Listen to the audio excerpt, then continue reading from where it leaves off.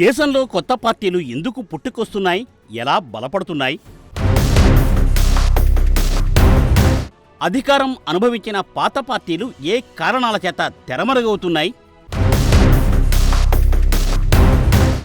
Assembly ఎన్నికల్లో బొక్క బోర్లా పడ్డ జనసురాజ్ పార్టీ బైపోల్లో ఎలా దిగ్విజయం సాధించింది? దేశమంతటా ప్రతిపక్షాల ఫ్రేమింగ్లో భారీ మార్పులు ఎందుకు చోటు చేసుకుంటున్నాయి? టీఎంసీ ఎలా కనుమరుగైంది? ద్రవిడ పార్టీల శకం ఎలా ప్రశ్నార్థకం అవుతోంది? రేవంత్ రెడ్డి సీఎం కావడం, కవిత వెళ్ళిపోవడం బీఆర్ఎస్ శకాన్ని ముగించబోతోందా? జగన్ బలమైన ప్రతిపక్షంగా మారకపోతే ఆ స్పేస్ను ఆక్రమించేసేది ఎవరు? పాత నీరు పోవాలంటే కొత్త నీరు రావాలి.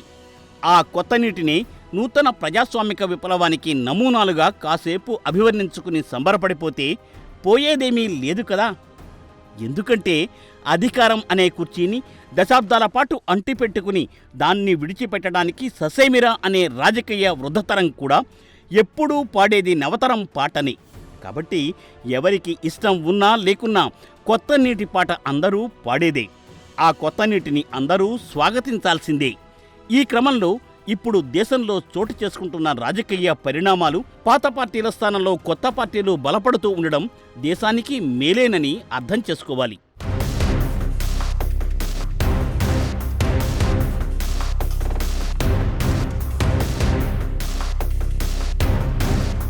కొత్త పార్టీలు పుట్టుకురావడం, బలపడడం అనేది 1-2 పార్టీల కలయికతో లేదా కొన్ని పార్టీలు ఒక కూటమి నుండి వెళ్ళిపోవడంతో జరిగే పర్యవసానంగా కనిపిస్తుంది.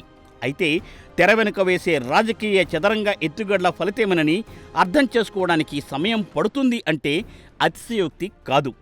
వాన రావాలన్నా, తుఫానుగా మారాలన్నా ముందుగా అల్పపీడనం ఏర్పడాలి. ఈ అల్పపీడనం వల్ల ఏర్పడే శూన్యంలోకి అధిక పీడనం ఉన్న దిశల గుండా పెనుగాలులు వచ్చి చేరతాయి. అప్పుడే కదా వర్షమైనా, తుఫానైనా సంభవించేది. ఇప్పుడు దేశ రాజకీయాల్లో జరుగుతున్న రాజకీయ పరిణామాలన్నీ ఇలా ఒక విశాలమైన, లోతైన అల్పపీడనం వంటి లీడర్షిప్ ప్రొజెక్షన్ తాలూకు ప్రభావమేనని కాస్త నిశితంగా ఆలోచిస్తే అర్థమవుతుంది.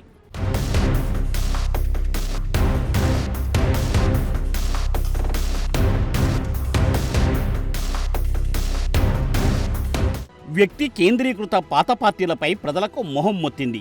దశాబ్దాలుగా ఒకే కుటుంబం, ఒకే నాయకుడి చుట్టూ పరిభ్రమించే పార్టీలపై సామాన్యుడికి ఏవగింపు కలిగింది. అది డిఎంకే కావచ్చు, అన్నాడీఎంకే కావచ్చు, పశ్చిమ బెంగాల్లో తృణమూల్ కాంగ్రెస్ కావచ్చు, తెలంగాణలో బీఆర్ఎస్ కూడా అలాంటి తిరస్కృతికి గురైంది. అలాగే ప్రజల్లో గూడు కట్టుకున్న ఈ ఏవగింపే సెలబ్రిటీస్ కానీ, మాస్ అపీల్ ఉన్న వ్యక్తులు కానీ రాజకీయాల్లోకి ఎంట్రీ ఇవ్వడానికి దోహదపడింది. తమిళనాడులో విజయ్ దీనికి ప్రత్యక్ష ఉదాహరణ. దశాబ్దాల సినిమా కెరీర్ ద్వారా ఏర్పడ్డ మాస్ కనెక్ట్ను నేరుగా ఓట్లుగా మార్చుకోగలిగారు విజయ్. మరి ఈ పార్టీలు ఎలా బలపడుతున్నాయి? విజయ్ రాజకీయ ప్రస్థానం ద్వారా మాస్ ఎమోషనల్ కనెక్ట్తో పాటుగా గ్రౌండ్ లెవెల్ ఆర్గనైజేషన్ నిర్మాణానికి సమయం, వనరులు కేటాయించడం ఆయా పార్టీలు బలపడటానికి దోహదపడుతుందని చెప్పుకోవాలి. దానికి బలమైన మరో కారణం అధికార పక్షంపై సహజంగా ఏర్పడ్డ యాంటీ ఇంకంబెన్సీని ఈ కొత్త పార్టీలు అందిపుచ్చుకోవడమే. ఇలా అన్నింటి కాంబినేషన్ కుదిరిన ఫలితంగానే కొత్త పార్టీలు బలపడుతున్నాయి. ఈ క్రమంలో ప్రశాంత్ కిషోర్ ఎంట్రీని ఎలా పరిగణలోకి తీసుకోవాలి అనేది ఇప్పుడు ఓ ఆసక్తికరమైన కోణం.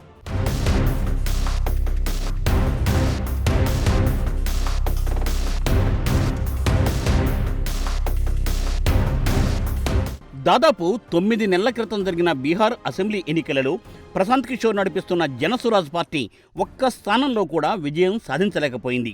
ఎన్డీఏ కూటమి 243 సీట్లలో ఏకంగా 202 సీట్లను కైవసం చేసుకుంటే ఆర్జేడీ బలం 75 నుండి 25కు పడిపోయింది. కాంగ్రెస్ 61 సీట్లలో పోటీ చేసి 6 సీట్లు మాత్రమే గెలవగలిగింది. ఇక ప్రశాంత్ కిషోర్ జనసురాజ్ పార్టీ ఆ ఎన్నికలలో అడ్రస్ లేకుండా పోయింది. 238 సీట్లలో పోటీ చేసి ఒక్క సీటు కూడా గెలుచుకోలేదు. ఓట్ షేర్ కూడా కేవలం 2%. ఆ ఫలితాన్ని అంచనా వేసిన పీకే అప్పుడు పోటీ కూడా చేయలేదు.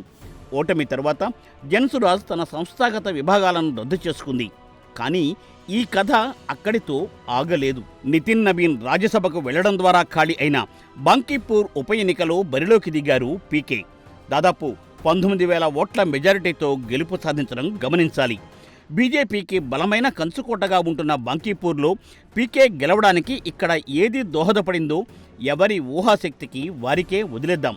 కానీ సార్వత్రిక ఎన్నిక ద్వారా కాకుండా ఒక బైపోల్ ద్వారా అసెంబ్లీలోకి అడుగుపెడుతున్న పీకే రాష్ట్ర ప్రభుత్వ మద్దతు లేకుండా ఏం సాధిస్తారు? రేపటి అన్ని ఎన్నికల్లోనూ తన పార్టీని జనసామాన్యంలోకి బలంగా తీసుకెళ్లాలంటే తన వైఖరి ఎలా ఉండబోతోంది అనేది ఉత్కంఠ రేపే అంశం. తాను ఎమ్మెల్యే అయినంత మాత్రాన బాంకీపూర్ రాత్రికి రాత్రే బెంగుళూరుగా మారిపోదని, అయితే రాబోయే కొద్ది నెలల్లో ఇక్కడ స్పష్టమైన మార్పులను ప్రజలు గమనిస్తారని, తాను పెద్ద పెద్ద మాటలు చెప్పబోవడం లేదని అన్నారు పీకే. ఆయన ఇంత మృదువుగా ఎందుకు స్పందించారు అనేదే అసలు కోణం. ఆయన రాజకీయ శత్రుత్వం కంటే పరిపాలనా సంస్కరణ ప్రాతిపదికన తన ఇమేజ్ని నిర్మించుకోవాలి అనుకుంటున్నారని అర్థం చేసుకోవాలి. కేంద్రంలోని మోడీ ప్రభుత్వంతో నేరుగా ఘర్షణ పడకుండా బీహార్ అభివృద్ధి కోసం నిర్మాణాత్మక ఒత్తిడి తీసుకువచ్చే నేతగా కనిపించడమే ఆయన వ్యూహంగా కనిపిస్తోంది. మొత్తానికి దశాబ్దాలుగా బీహార్లో తిష్టవేసిన ఆర్జేడీ వంటి స్థానిక బలమైన పార్టీలకు ప్రత్యామ్నాయంగా మరో కొత్త పార్టీ జన్సురాజ్ రూపంలో పురుడు పోసుకుందన్నమాట.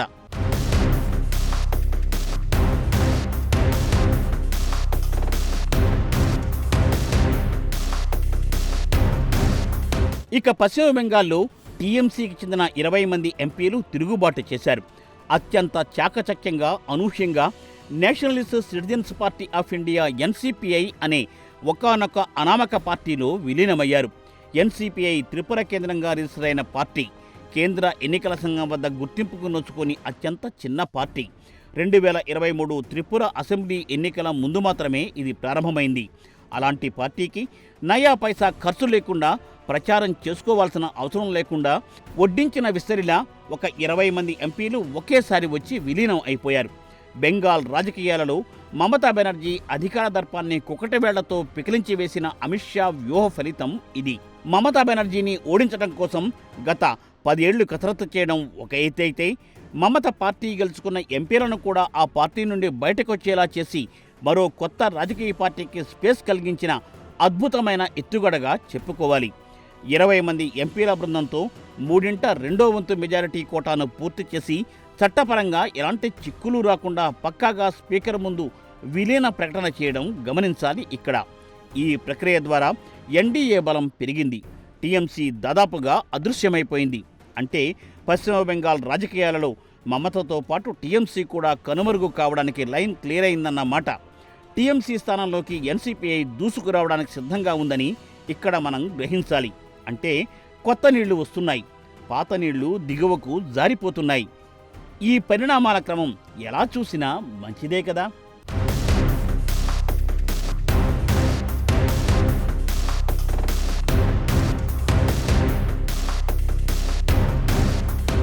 మోడీ, అమిత్ షా ద్వయం అనుసరిస్తున్న ఎత్తుగడలతో ఎక్కడ చూసినా బీజేపీ గెలుస్తుంది అనే అభిప్రాయం కలగవచ్చు. కానీ తమిళనాడులో కనిపించిన దృశ్యం చూస్తే ఆ అభిప్రాయం తప్పనిపిస్తుంది.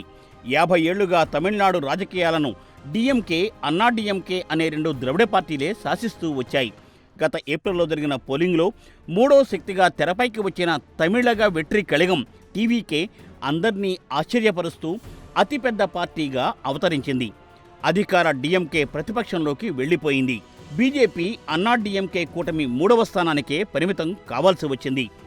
అధికారంలో కొనసాగుతూ వస్తున్న డిఎంకే ఈ ఎన్నికల తర్వాత అధికారం కోల్పోయింది. ప్రతిపక్షంలో కూర్చుంది. కనీసం ప్రతిపక్షంలో కూడా లేని టీవీకే ఎకాఎకిన అధికారంలోకి వచ్చింది. అంటే తమిళనాడుకు బలమైన ప్రతిపక్షం కావాలని ఒక విశాలమైన పొలిటికల్ స్పేస్ ఏర్పడిందన్నమాట.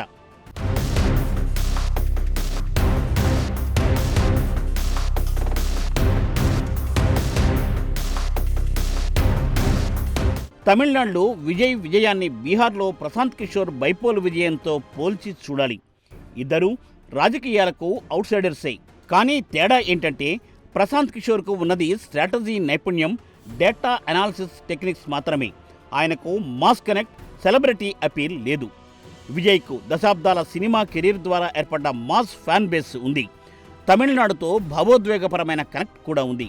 ఇది ఎంజీఆర్, జయలలిత, కరుణానిధి కాలం నుండి నిరూపితమైన పొలిటికల్ సినీ ఫార్ములాగా భావించాలి. మరో ముఖ్యమైన విషయం, డిఎంకే ప్రభుత్వంపై సహజంగా వచ్చిన యాంటీ ఇన్కంబెన్సీ ఓట్లు నేరుగా బీజేపీ, అన్నాడీఎంకే వైపుకు వెళ్లకుండా థర్డ్ రియాలిటీ అయిన టీవీకే వైపు దూసుకొచ్చాయి. అక్కడున్న సంప్రదాయ పార్టీలకు భిన్నంగా మరో సరికొత్త గేమ్ ప్లాన్కు టీవీకే ద్వారా అవకాశం ఏర్పడింది.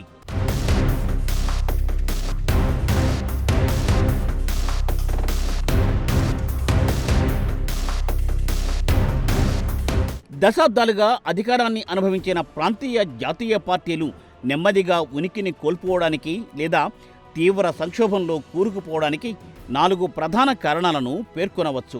ఒక కుటుంబం లేదా వ్యక్తి కేంద్రంగా నడిచే ప్రాంతీయ పార్టీలకు ఆ కుటుంబమే ప్రధాన బలంగా, అదే సమయంలో బలహీనతగా కూడా మారుతోంది. కుటుంబ అధినేత పట్టు సడలినప్పుడు లేదా వారసత్వ మార్పిడి జరిగే సమయంలో వారసుల మధ్య ఆధిపత్య పోరు మొదలవుతోంది. ఇందుకు తెలంగాణలోని బీఆర్ఎస్ను ఉదహరించుకోవచ్చు. కేసీఆర్ సడలిన పట్టు, కేటీఆర్, కవిత, హరీష్ రావుల మధ్య వ్యూహాత్మక వైరుధ్యాలు పార్టీ కేడర్ను అయోమయానికి గురిచేశాయి. మరోవైపు అదే కుటుంబం నుండి, అదే ఉద్యమ నేపథ్యం నుండి వచ్చిన కవిత తాను ఒక పార్టీ పెట్టుకోవడంతో బీఆర్ఎస్ ప్రభావం మీద తీవ్రమైన దెబ్బ పడింది. అంతకుముందు కేసీఆర్ మీద ఎవరు ఎన్ని ఆరోపణలు చేసినా అవన్నీ గిట్టని వాళ్ళు చేసిన విమర్శలుగా చెప్పుకునే అవకాశం ఉండేది. కానీ ఇప్పుడు కవిత చేస్తున్న విమర్శలకు ఏం జవాబు చెప్పాలో తెలియక బీఆర్ఎస్ శ్రేణులు బిక్కమొహం వేస్తున్నారు అంటే అతిశయోక్తి కాదు.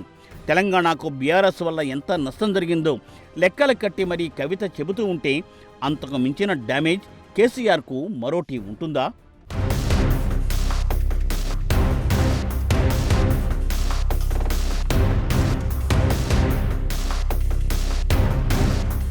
కాలం కలిసొస్తే, అవకాశం వెన్నంటి నడిస్తే బెంగాల్లో ఎన్సీపీఐకి పట్టిన అదృష్టమే రేపటి రోజుల్లో కవిత పార్టీ తెలంగాణ రక్షణ సమితికి పట్టదు అని ఎవరైనా చెప్పగలరా?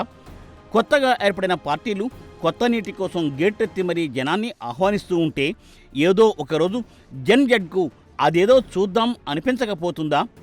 మరోవైపు కవిత బీఆర్ఎస్ను వీడి వెళ్ళిపోవడంతో పాటు రేవంత్ రెడ్డి సీఎం కావడం బీఆర్ఎస్ రాజకీయ శకానికి ముగింపు పలకబోతోందా అనే చర్చకు తావిస్తోంది. రేవంత్ రెడ్డి సీఎం కావడం కాంగ్రెస్ పార్టీ తెలంగాణలో పునరుజ్జీవం పొందడానికి పనికొచ్చింది. అదేవిధంగా కాంగ్రెస్ బలపడింది, బీఆర్ఎస్కు నష్టం జరిగింది. ఆ తర్వాత అదే పార్టీ నుండి కవిత వెళ్ళిపోవడం ఆ నష్టాన్ని రెట్టింపు చేసింది. ఇలా రేవంత్, కవిత పరిణామాలు బీఆర్ఎస్కు తీరని నష్టాన్నే కలిగించాయి.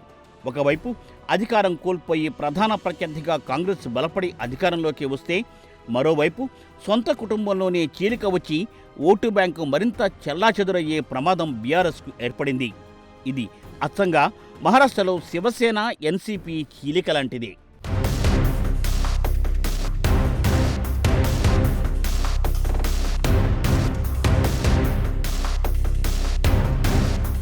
ఇక ఇదే క్రమంలో ఏపీలో రాజకీయ పరిణామాలను పరిశీలిస్తే మరిన్ని ఆసక్తికరమైన కోణాలు కనిపిస్తాయి. రాజకీయాల్లో ప్రధాన ప్రతిపక్ష స్థానం అనేది కేవలం చట్టబద్ధమైన హోదాకు మాత్రమే పరిమితమైంది కాదు. అది ప్రజాక్షేత్రంలో ప్రభుత్వ లోపాలను ఎండగట్టి ఆ తర్వాత అధికార మార్పిడికి సిద్ధపడే ఏకైక రాజకీయ వేదిక. 2024 ఎన్నికల ఫలితాలలో వైసీపీ 175 స్థానాలకు గాను కేవలం 11 సీట్లకే పరిమితమై అసెంబ్లీలో చట్టబద్ధమైన ప్రతిపక్ష హోదాను కోల్పోయింది. ఇది ఏపీ రాజకీయ చరిత్రలోనే ఒక అరుదైన ఘటన.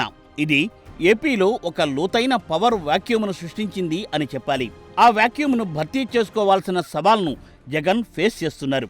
అందుకే ఎన్నికలకు 2 ఏళ్లు ముందుగానే ముందుచూపుతో వ్యవహరిస్తూ పార్టీ కేడర్ను బలోపేతం చేసుకునే ఎత్తుగడలు వేస్తున్నారు. ఆ పనే చేయకపోతే ఇప్పుడున్న 11 మంది ఎమ్మెల్యేల్లో కూడా ఆత్మవిశ్వాసం సన్నగిల్లి చేతులెత్తేసే పరిస్థితి ఏర్పడుతుంది. ఒక ప్రాంతీయ పార్టీ అధికారంలో లేనప్పుడు నామమాత్రపు పోరాటానికే పరిమితమైతే క్షేత్రస్థాయి నాయకులు, ద్వితీయ శ్రేణి కేడర్ తమ రాజకీయ భవిష్యత్తు కోసం అధికార కూటమి వైపు మొగ్గు చూపుతారు. ఇది అనేక సందర్భాలలో ఆంధ్ర, తెలంగాణలలో రుజువైంది.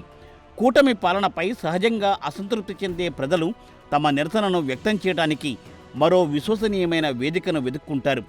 ఆ వేదికగా వైసీపీ కనిపించకపోతే ఆ ఓట్లు అనేక భాగాలుగా చీలిపోతాయి. ప్రతిపక్షం మరింత బలహీనపడితే లబ్ధి పొందేది ఆటోమేటిక్గా అధికార పక్షమే.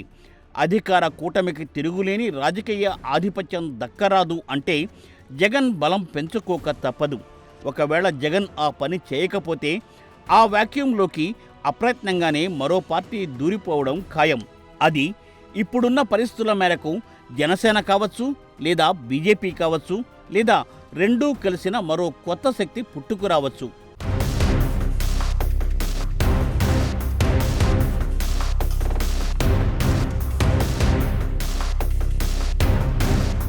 పవన్ కళ్యాణ్ డిప్యూటీ సీఎంగా ఉంటూనే ప్రజా సమస్యలపై లేదా ప్రభుత్వ విధానాలపై అంతర్గత ప్రతిపక్షంగా వ్యవహరిస్తే కూటమిలోని తటస్థ ఓటర్లు, ప్రతిపక్ష ఓటర్లు పవన్ వైపో లేక బీజేపీ వైపో లేక మరో మూడో శక్తి వైపే మొగ్గు చూపే అవకాశం ఉంది. అయితే ఇదంతా కూటమి ఎంత సమగ్రంగా ఉంటుంది అనే దానిపై ఆధారపడి ఉంటుంది.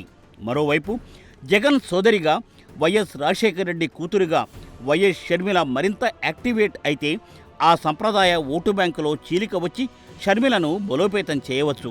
తాను సొంతంగా పార్టీ పెట్టడం కంటే ఆల్రెడీ ఎస్టాబ్లిష్డ్ నేషనల్ పార్టీ అయిన కాంగ్రెస్కు అధ్యక్షురాలిగా తన పెర్ఫార్మెన్స్ను బట్టి షర్మిలకు లభించే అవకాశాలను కొట్టిపారేయలేం. అటు కేరళలో కానీ ఇటు తెలంగాణలో కానీ కాంగ్రెస్ మళ్లీ పుంజుకున్న తరహాలోనే ఏపీలో కాంగ్రెస్కు అలాంటి రోజొకటి వస్తుందని షర్మిల ఆశాభావంతో ఉన్నారు. కానీ విభజన నాటి గాయాలు ఏపీలో ఇప్పటికీ కాంగ్రెస్కు ఆశనిపాతంలాగే మారాయి.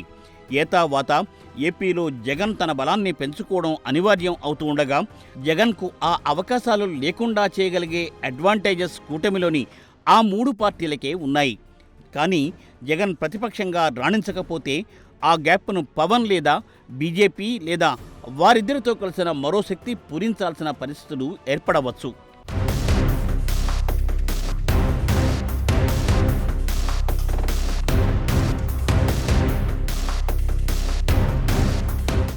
ఇక మహారాష్ట్ర రాజకీయాలు మిగిలిన రాష్ట్రాల కన్నా భిన్నమైన గమనాన్ని ప్రదర్శిస్తున్నాయి. ఇక్కడ ఎన్నికల పోరులో ప్రాంతీయ పార్టీలను ఓడించడం మాత్రమే కాదు, పార్టీలను అంతర్గతంగా చీల్చి ఆ సంస్థాగత రూపాన్ని తమ సొంతం చేసుకోవడంగా చెప్పుకోవాలి. అంటే బ్రాండ్ ఒకటే కానీ వర్గాలు రెండు అన్నమాట. 2022లో ఉద్ధవ్ ఠాక్రేకి వ్యతిరేకంగా ఏకనాథ్ షిండే తిరుగుబాటు చేసి మెజారిటీ ఎమ్మెల్యేల మద్దతుతో ప్రభుత్వంలో భాగమయ్యారు. 2023లో శరద్ పవార్కు వ్యతిరేకంగా అజిత్ పవార్ సొంత వర్గాన్ని తయారు చేసుకుని మహాయుతి కూటమి వైపు వెళ్లిపోయారు. ఈ వ్యూహంలో అత్యంత కీలకమైన అంశం అధికారిక గుర్తును, పార్టీ పేరును సొంతం చేసుకోవడం. ఎంతో బలమైన ప్రతిపక్షం చీలిక వర్గాల చేతుల్లోకి వెళ్లిపోయి నేతలు చించిన విస్తరిలా మారిపోవడం. దీనివల్ల ఓటర్లలో అసలైన పార్టీ ఏది అనే గందరగోళం ఏర్పడడానికి ఆస్కారం ఏర్పడింది. ఇది తదుపరి ఆ రెండు వర్గాలైనా అలాగే కొనసాగుతాయా లేక నేతలంతా ఒక్కటయ్యే రోజులు వస్తాయా? అలాంటి శుభగడియలు వచ్చేలోపు అనూహ్యమైన మరో కొత్త శక్తి తెర మీదకు వస్తుందా అనే నెరేటివ్ను ముందుకు తెస్తోంది. ప్రజల్లో పార్టీల మీద ఏర్పడిన వ్యతిరేకతే కావచ్చు, ఆయా పార్టీల మీద అందులోని నాయకులకు పుట్టిన ఏవగింపే కావచ్చు, మొత్తానికి మహారాష్ట్రలో పాత శక్తులన్నీ రోజురోజుకు వీక్ అయిపోయే వాక్యూమ్ పుట్టుకొచ్చిందని గ్రహించాలి. ఈ వీక్నెస్ అనేది ఇటీవలి మున్సిపల్ కార్పొరేషన్ ఎన్నికలలో స్పష్టంగా బయటపడింది. గత 30 ఏళ్లుగా థాకరే కుటుంబానికి అజేయమైన కోటగా ఉన్న బీఎంసీ స్థానంలో బీజేపీ షిండే సేన విజయం నమోదు చేసి తమ ఆధిపత్యాన్ని నిరూపించుకున్నాయి.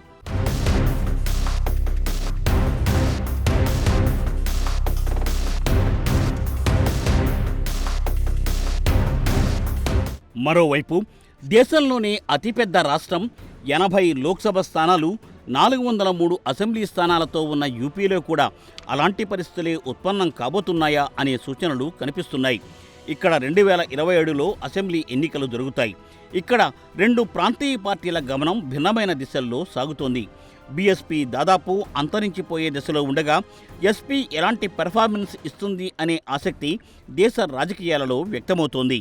మాయావతి నేతృత్వంలోని బహుజన్ సమాజ్ పార్టీ 2007లో సొంతంగా అధికారంలోకి వచ్చిన పార్టీ 2019 లోక్సభ ఎన్నికలలో ఎస్పీ ఆర్ఎల్డీతో పొత్తు పెట్టుకుని 10 సీట్లు గెలుచుకుంది. కానీ 2024 ఎన్నికల్లో ఒంటరిగా పోటీ చేసే వ్యూహం అనుసరించి మొత్తం 80 సీట్లలో పోటీ చేసిన ఒక్క సీటు కూడా గెలవలేకపోయింది. అన్ని చోట్ల 3వ స్థానానికే పరిమితమైంది. మరోవైపు అఖిలేష్ యాదవ్ నేతృత్వంలోని సమాజ్వాదీ పార్టీ పూర్తి భిన్నమైన పంథాలో సాగింది. 2022 అసెంబ్లీ ఎన్నికలలో ఒంటరిగా పోటీ చేసి 111 సీట్లు గెలుచుకుని బీజేపీకి ప్రధాన ప్రత్యర్థిగా నిలిచింది. 2024 ఎన్నికలలో 37 సీట్లు గెలుచుకుని బీజేపీని 33 సీట్లు వెనక్కి నెట్టి యూపీలో అతిపెద్ద పార్టీగా అవతరించింది. బీజేపీ సీట్లు 2019లో 62 నుండి 2024లో 33కు పడిపోవడం, స్వయంగా అయోధ్య సీటు కూడా కోల్పోవడం జాతీయ స్థాయిలో తీవ్ర చర్చాంశంగా మారింది.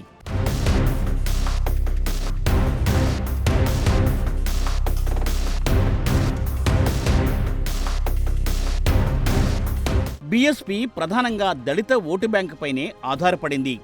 ఆ ఓటు బ్యాంకు చెదిరిపోయిన కారణంగా కొంత బీజేపీ వైపు, కొంత ఎస్పీ వైపు మళ్లడం వల్ల ఆ పార్టీ తన ప్రధానమైన స్పేస్ను కోల్పోయింది. ఎస్పీ మాత్రం దళిత, మైనారిటీ, బీసీ వర్గాలు అనే విస్తృత సామాజిక కూటమి వ్యూహాన్ని అనుసరించింది. బీఎస్పీ కాంగ్రెస్ ప్రతిపాదించిన ఇండీ కూటమి ఆఫర్ను తిరస్కరించి ఒంటరిగా పోటీ చేయడంతో ఘోర ఓటమిని మూటకట్టుకుంది. దీనికి విరుద్ధంగా ఎస్పీ కాంగ్రెస్ 2024లో పొత్తు పెట్టుకోవడం వాటికి కలిసొచ్చిందనే చెప్పాలి. అయితే ఎస్పీ కాంగ్రెస్ పొత్తు 2027 దాకా నిలబడుతుందా అనే సందేహం వ్యక్తమవుతోంది. ఎందుకంటే బీహార్ అసెంబ్లీ ఎన్నికలలో కాంగ్రెస్ ఘోర పరాజయం తర్వాత యూపీలో ఎస్పీ నేతలలో ఒక ఆందోళన మొదలైంది. కాంగ్రెస్ ఓటు బ్యాంకు మరింత కుంచుకుపోతుందా, రాబోయే అసెంబ్లీ ఎన్నికలలో పొత్తు తమకు భారంగా మారుతుందా అనే చర్చ పార్టీ వర్గాల్లో మొదలైంది. దేశవ్యాప్తంగా చాలా చోట్ల బలపడుతూ వస్తున్న బీజేపీతో పాటు ప్రతి ఎన్నికకు ఓ సరికొత్త రాజకీయ శక్తి పుట్టుకొస్తున్న తరుణంలో కాంగ్రెస్తో కలిసి పోవాలా లేక మరో ప్రత్యామ్నాయాన్ని ఆలింగనం చేసుకోవాలా అనే మేధోమథనం అఖిలేష్ గూట్లో నడుస్తోంది. మమతా బెనర్జీ దారుణమైన ఓటమి కళ్ల ముందే కదలాడుతూ ఉండగా ఇప్పుడు యూపీలో ఏకైక బలమైన ప్రాంతీయ శక్తిగా ఉన్న ఎస్పీ ఎలాంటి వైఖరితో ముందుకెళ్లాలో ప్రస్తుతానికైతే తేల్చుకోలేని పరిస్థితిలో ఉందని చెప్పుకోవాలి.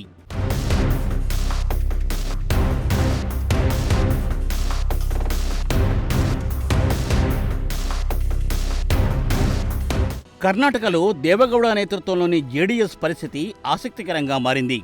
రాష్ట్రంలో కాంగ్రెస్ అధికారంలో ఉంది కాబట్టి జేడీఎస్ ఇప్పుడు ప్రధానంగా బీజేపీ నేతృత్వంలోని ఎన్డీఏ కూటమి జూనియర్గా భాగస్వామిగా మిగిలింది. 2024 లోక్సభ ఎన్నికలలో జేడీఎస్ కేవలం 2 సీట్లు గెలుచుకున్నా ఆ కూటమి బలం వల్ల కుమారస్వామి కేంద్ర మంత్రి పదవిని పొందారు. కానీ ఇటీవల బీజేపీ నేతలు దేవగౌడకు రాజ్యసభ సీటు నిరాకరించడం జేడీఎస్ శ్రేణులలో అసంతృప్తికి కారణమైంది. రాజ్యసభ సీటు నిరాకరణ తర్వాత దేవగౌడ స్వయంగా విలేకరుల సమావేశం పెట్టి మోడీతో తన బంధం రాజ్యసభ సీటు కోసం కాదని, వ్యక్తిగతమైందని, ఈ బంధం చివరి శ్వాస దాకా కొనసాగుతుందని చెప్పారు. కుమారస్వామి కూడా పార్టీ శ్రేణుల్లో అసంతృప్తిని చల్లార్చే ప్రయత్నం చేస్తున్నారు. అంటే ఇది జేడీఎస్లో పేరుకున్న అసలైన బలహీనతను చూపిస్తుంది. ఆ పార్టీకి జాతీయ స్థాయిలో బలమైన నిర్మాణం ఉన్న బీజేపీని వదిలిపెట్టే శక్తి లేకపోవడంగా అర్థం చేసుకోవాలి. ప్రస్తుతానికి కర్ణాటకలో తమిళనాడు తరహా టీవీకే లాంటి బలమైన కొత్త శక్తి ఆవిర్భావానికి అవకాశాలు కనిపించడం లేదు. కన్నడ చిత్రసీమ నుండి బలమైన రాజకీయ నేపథ్యం ఉన్న నాయకులు వచ్చిన దాఖలాలు కూడా అంత బలంగా లేవని గమనించాలి. ఈ క్రమంలో జేడీఎస్ నేతలు టీడీపీ మోడల్ను అనుసరిస్తే బెటర్ అంటున్నారు. ఎందుకంటే చంద్రబాబు నాయుడు ఈ మోడల్ను విజయవంతంగా అమలు చేయడం గమనించాల్సిన అంశం. అందువల్లే ఏపీలో అధికారంలో ఉన్నారు. జాతీయ నాయకుడిగా మోడీ తర్వాత నమ్మకమైన సెకండ్ ఫేస్గా కూడా ప్రొజెక్ట్ అయ్యారు. మరి జేడీఎస్ టీడీపీలా అడ్జస్ట్ అయిపోయి నిదానంగా పుంజుకుంటుందా, లేక వైసీపీ మోడల్ను అనుసరిస్తూ మరింత బలహీనపడే దిశగా వెళ్తుందా అనేదే ఆసక్తి రేపే అంశం.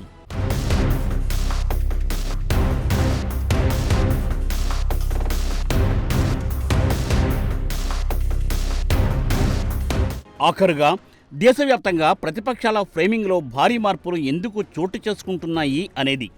కాంగ్రెస్ ఆధ్వర్యంలోని ఇండీ కూటమి అనే భావనను ఆ పార్టీలు తమకు తామే బలహీనపరుచుకుంటున్నాయి. కాంగ్రెస్ విధానాలపై నమ్మకం లేకే, రాహుల్కు ముందు చూపు లేక ఆయా పార్టీలు ఒంటరి పోరాటాన్ని ఎంచుకుంటున్నాయి. మమతా బెనర్జీ అదే పని చేయడం గమనించాలి. మరోవైపు బీహార్లో ఆర్జేడీ కాంగ్రెస్తో కలిసి పోటీ చేసినా ఓడిపోయాయి. అంటే కూటమిగా ఉన్నా ఒంటరిగా ఉన్నా ప్రస్తుతానికి బీజేపీ వ్యతిరేక శిబిరం రెండు మార్గాల్లోనూ ఇబ్బందులను ఎదుర్కొంటోంది. దీనివల్ల జాతీయ స్థాయిలో బీజేపీకి ప్రత్యామ్నాయం ఎవరు అనే ప్రశ్నకు స్పష్టమైన సమాధానం లేకుండా పోయింది. రాష్ట్రాల స్థాయిలో చూస్తే కాంగ్రెస్ వర్సెస్ బీజేపీ లేదా ప్రాంతీయ పార్టీ వర్సెస్ బీజేపీ, ఈ ఫార్ములా కూడా కొన్ని చోట్ల పూర్తిగా మారిపోయింది. ఫలితంగా తమిళనాడులో టీవీకే అనే కొత్త పార్టీ అధికారం చేజిక్కించుకుంది. తెలంగాణలో బీఆర్ఎస్తో పాటు కవిత కొత్త పార్టీ కూడా ప్రతిపక్ష స్పేస్లోకే వస్తున్నట్టే భావించాలి. అందువల్ల ప్రతిపక్ష ఓటు మరింతగా చీలిపోయే ప్రమాదం కనిపిస్తోంది. మరోవైపు ప్రతిపక్షం అనే భావనే కొన్ని చోట్ల ప్రసార్థకమవుతోంది. అందుకు ఏపీలో వైసీపీ పరిస్థితే నిదర్శనం.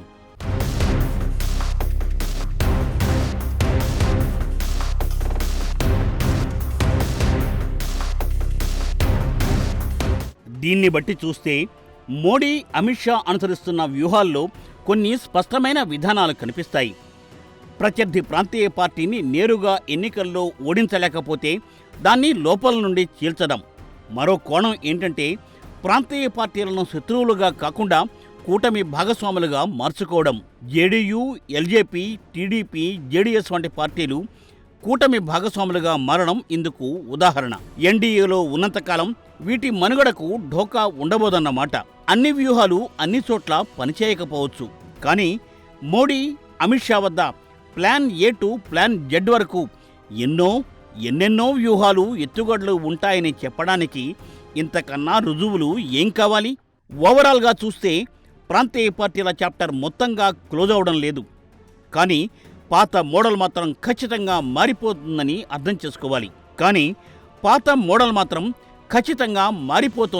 అర్థం చేసుకోవాలి. బీహార్లో కొత్త పార్టీ సింగిల్ మెంబర్ అసెంబ్లీలోకి అడుగుపెడుతున్నారు. బెంగాల్లో శక్తివంతమైన ప్రాంతీయ నేత ఓడిపోయారు. తమిళనాడులో విజయ్ రాకతో కొత్త పార్టీ పురుడు పోసుకుంది. తెలంగాణ, ఆంధ్రప్రదేశ్లో వ్యక్తి కేంద్రీకృత ప్రాంతీయ పార్టీలు ఓటమి తర్వాత వేగంగా కృషించిపోతున్నాయి. మహారాష్ట్రలో బలమైన పాత పార్టీలన్నీ చీలిపోయాయి. కేరళలో కాంగ్రెస్ పార్టీ పునరుజ్జీవం పొందింది. దేశ రాజకీయాల్లోని ఈ సంక్లిష్ట చిత్రంలో బీజేపీ సృష్టిస్తున్న పొలిటికల్ కలర్స్ ప్రముఖ స్థానం ఆక్రమిస్తున్నాయి అనేది మాత్రం తేలిపోతోంది. మరి మిగిలిన స్పేస్ను ఏ రాష్ట్రాల్లో ఏ ప్రాంతీయ పార్టీలు ఎలా ఆక్రమిస్తాయో చూడాల్సి ఉంది.